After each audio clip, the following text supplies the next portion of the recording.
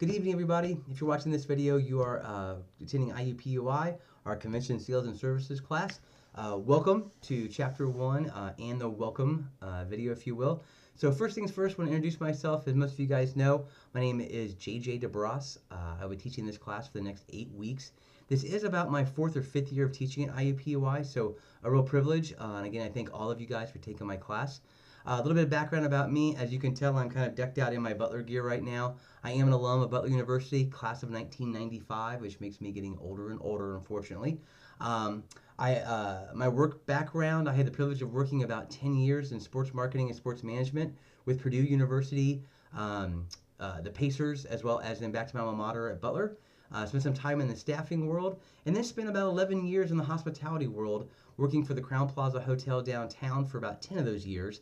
And then another year and a half with the General Hotel Corporation, which was our management company. And there I was a regional director of sales. So almost 12 years in the industry. I now am actually back at Butler. I work in the Lacey School of Business for Butler University. So back in the academic world, but obviously continuing to teach here with the 12 years of experience I had in the industry. So again, excited about this class. It is one of my favorites that I get to teach at IUPUI. So again, thank all of you guys for taking the class.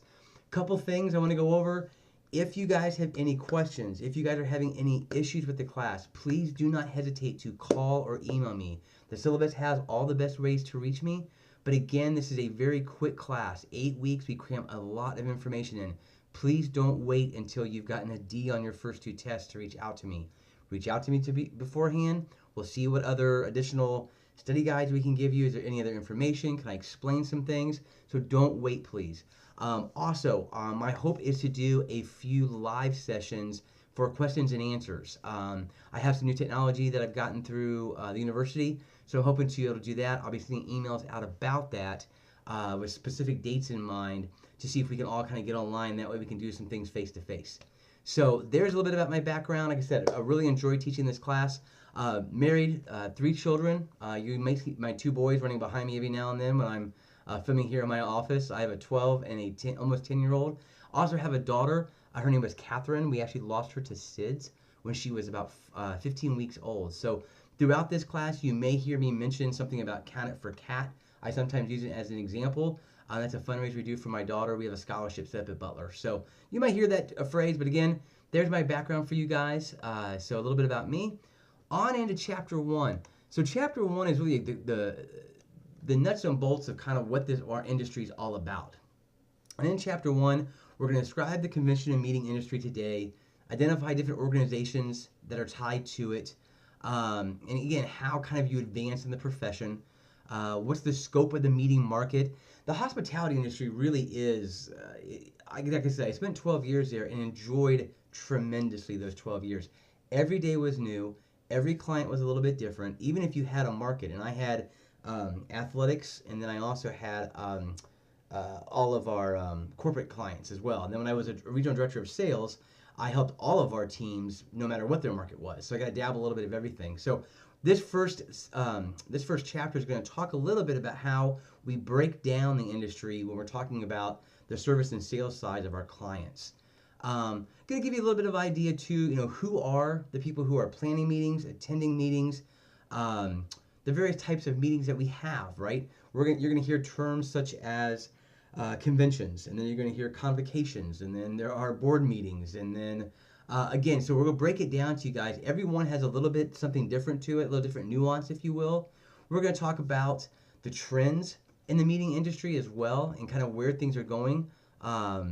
And it's a fascinating industry, you guys. Hotels, especially in Indianapolis, and I'm sure you guys have been tapped into this. There's at least, I want to say 4 new ones going up in the downtown area alone. So, and that's just in 2018. So it's a booming market. Indianapolis is an incredibly strong market when it comes to hospitality. If you get a chance, one of the things we're going to suggest you guys talk to the Visit Indy team, who helps bring the different events to Indianapolis. Incredible group of people there. It's why Indianapolis is considered one of the best cities for either meeting or special events in the United States. So again, we're very blessed for what we have here. You guys have chosen a fantastic field to get into. I'm excited for all of you guys. So again, I'm going to do what you'll see in my lectures they're very quick overviews, very quick briefs. The idea is for you guys to get in here and really read the chapters on in the or I'm sorry, on Canvas. All of the chapter outlines are listed for you guys. So I strongly encourage you guys to use those to go through and make sure, did I understand all the points? Did I get all the pertinent information out of the chapter? Guys, you've got to read these chapters. They're chock full of information. The tests, the quizzes, all the different projects that we do come from the book. The gentleman who wrote this book, and I've had the privilege of talking to him, did an absolutely phenomenal job on this. Guys, don't skip the text. It's vitally important, okay? As we're talking about the text, there's two areas within every chapter that I want to make sure you guys hit. It's going to be key for your development. The first, you'll see little blue boxes that say more online. Highly encourage you guys go to those, okay? Great information, great examples, takes the theory of the text and kind of brings it to life, okay? So again, make sure you're clicking on the information they give you.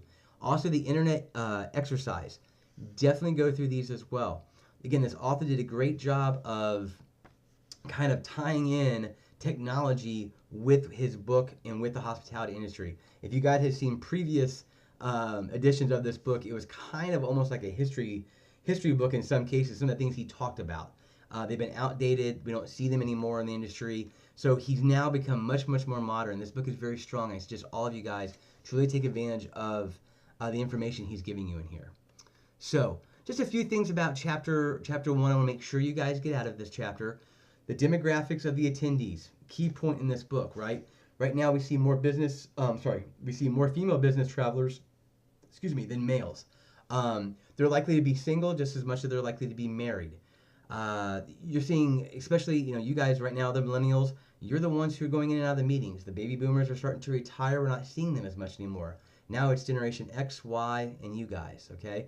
Changes the way we do meetings. Back in the days when the baby boomers were strong, meetings looked totally different. With you guys coming in, you're incredibly tech savvy, right? And so the meetings have to reflect that.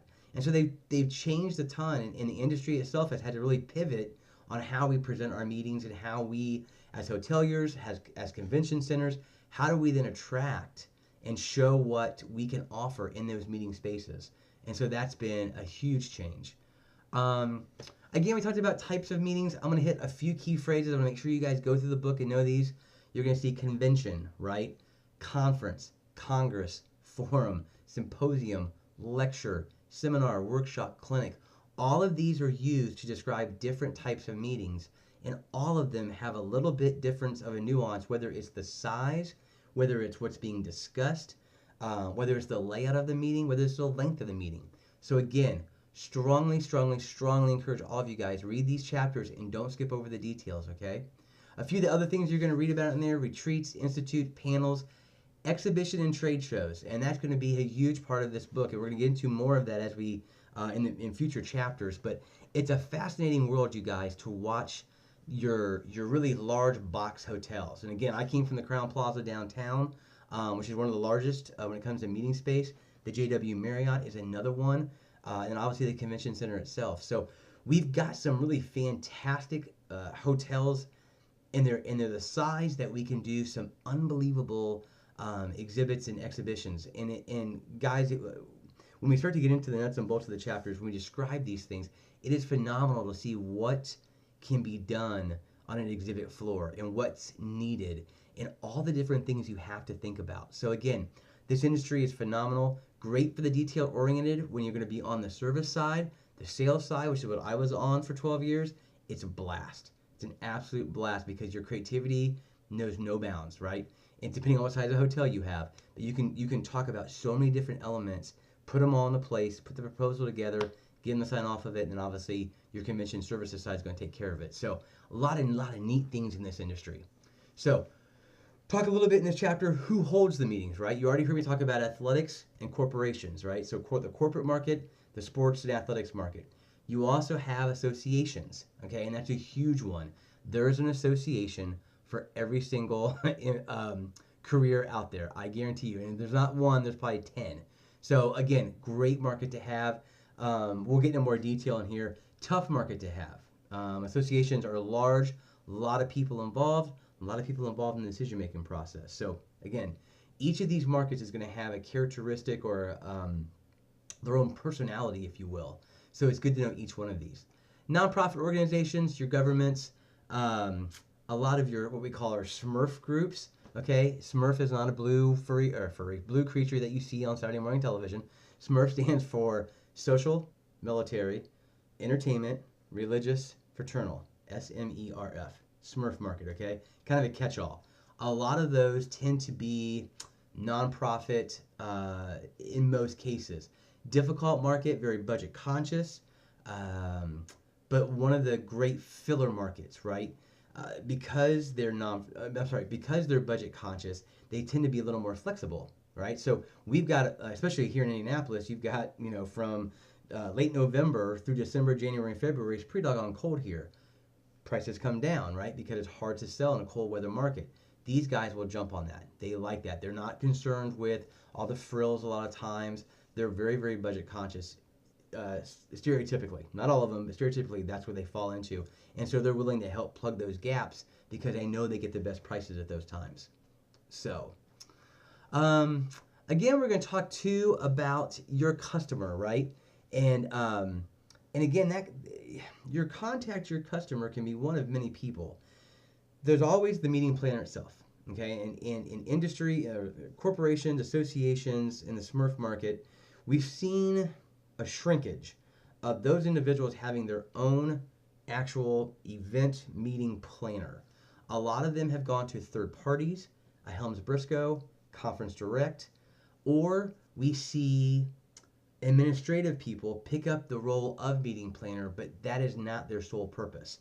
Admins, directors, it just could be a special project for somebody who's trying to obviously show leadership skills within the company. They want to move up. So again, it's become a different way of having to sell because we're losing out on that experienced planner where they knew as much as we did from the sales side. Now you have a lot of people who don't know much about the meeting industry. And you as a salesperson is going to be just as much as an educator as you will a salesperson. And that's a key component to understand and remember because the worst thing you can have happen is to think that a client understands the nuances of our business and they don't, and then they're blindsided by different things that come up, and it begins to really put a strain on the relationship that you would have with your clients. So we're going to talk about all the different types of hotels that are out there, and guys, there are lots of them, and more come online every day. We're tweaking hotels differently to, again, appease the market that's out there, but you guys will see the all suites hotels, the boutiques. You have your conference center hotels, which we have a good number of downtown Indianapolis. Again, you'll have your business traveler hotels, which can sometimes fall into that suite area. And again, different hotels are going to be built for different reasons, right? Your downtown, what we sometimes call the box hotels. So your JW Marriott's, the Downtown Marriott, the Hyatt, the Hilton, the Crown, the Omni. Those hotels are built with the idea of large groups and typically having meetings tied into them. You go to a Homewood Suites or a Hilton Garden Inn, that's your business travelers, right? All their setups are for that person who's probably staying anywhere between 3 and 5 days, right? They've got the ability to have a refrigerator in the room. They've got microwaves in the room. The hotel is laid out for that long-term stay. So each of these hotels have a certain niche that they're trying to attract. And at the same time, they'll take other parts of the industry, but they're focused on a certain part of it.